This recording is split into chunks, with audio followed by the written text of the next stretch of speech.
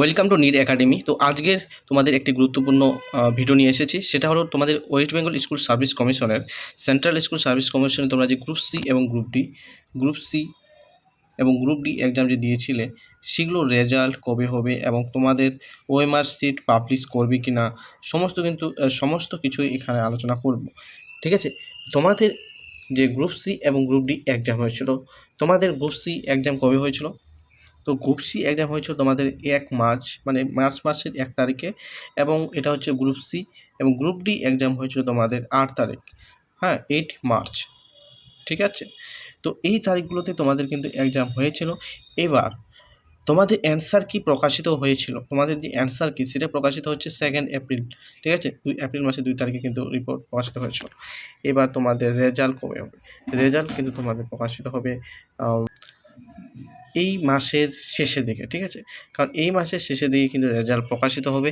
এবং তোমরা রেজাল্ট প্রকাশিত হওয়ার আগে তোমাদের কিন্তু ওএমআর যে আছে, ওএমআর কিন্তু পাবলিশ হবে। ঠিক আছে, ওএমআর প্রথমে পাবলিক করে তোমাদের দেখাবে, তারপর স্কোর কার্ড শো করাবে। ঠিক আছে, স্কোর কার্ড তোমাদের কিন্তু দেখাবে। তো এক স্টেপ করে কিন্তু প্রত্যেকটাই আসবে তোমাদের এই মাসের মে মাসের শেষ উইকে, মে মাসের লাস্ট যে উইক আছে সেটাতে আসতে পারে।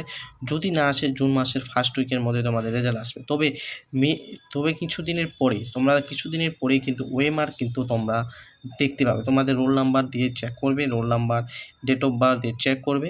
ঠিক আছে, এনরোলমেন্ট নাম্বার দিয়ে বা ক্যান্ডিডেট অ্যাড দিয়ে। তো যখনই আসবে তখন আমি তোমাদেরকে বলে দেবো। তো তোমরা কিন্তু ওএমআর কিন্তু দেখতে পাবে এবং তোমাদের কিছু হয়তো তারপর স্কোর কার্ডও দেখা, কারণ স্কোর কার্ড তখনই দেখাবে যদি ওএমআর পাবলিশ করে। ওএমআর পাবলিক না করলে কিন্তু স্কোর কার্ড দেখাবে না। এবং তোমাদের যে গ্রুপ সি রেজাল্ট সেটা কিন্তু তোমাদের এই যে নাম্বার বিভাজনটা হবে সেটা কিন্তু তোমাদের যেটা তোমরা 60 মানে 60 নাম্বারের মধ্যে যেটা নাম্বার পেয়েছো সেটা, তার সাথে তোমাদের যে রেজাল্ট সেটা তোমাদের কী রেজাল্ট, তোমাদের হচ্ছে তো মাধ্যমিকে যেটা পেয়েছো। ঠিক আছে, মাধ্যমিকে যেটা পেয়েছো সেটার উপর কিন্তু তোমাদের কিন্তু অ্যাড হবে। ঠিক আছে, এবং তোমাদের ভ্যাকেন্সি কত ছিল?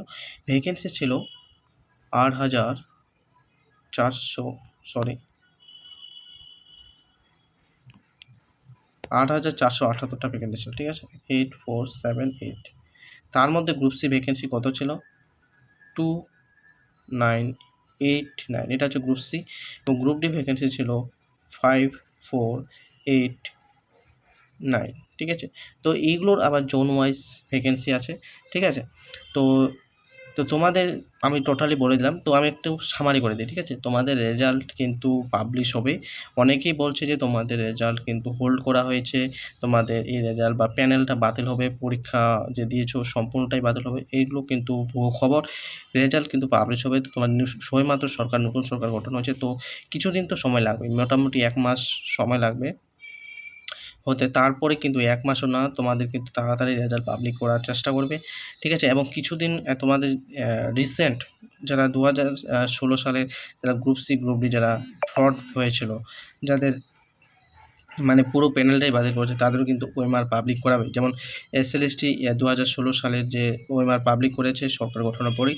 তো তোমরা দেখেছো যে কিছুদিন পর কিন্তু তোমাদের গ্রুপ সি গ্রুপ ডি যে প্যানেল যে বাতিল করছে তাদেরও কিন্তু ওএমআর পাবলিক করবে। ঠিক আছে, তো তোমাদের রেজাল্ট অবশ্যই আসবে। তো রেজাল্ট তোমাদের এই মাসের শেষের সপ্তাহে অথবা জুন মাসের প্রথম সপ্তাহে ধরো আসতে চলেছে। তাছাড়া তোমাদের ওএমআর পাবলিক হবে এবং তোমাদের স্কোর কার্ডও ঠিক আছে দেখাবে। ঠিক আছে, তো তোমাদের কী কাজ, তোমাদের এখন ইন্টারভিউ ভালোভাবে প্রিপারেশন চালাও। তোমাদের কিন্তু রেজাল্ট কিন্তু 100% কিছুদিনের মধ্যে আসতে চলেছে। এবং রেজাল্ট যখনই আসবে তোমাদের কিন্তু টাইপিং টেস্ট, গ্রুপ সি যে টাইপিং টেস্ট আছে তখন কিন্তু বেশি সময় দেবে না, সেজন্য এখন টাইপিং টেস্ট শুরু এবং ইন্টারভিউ প্রিপারেশন নাও।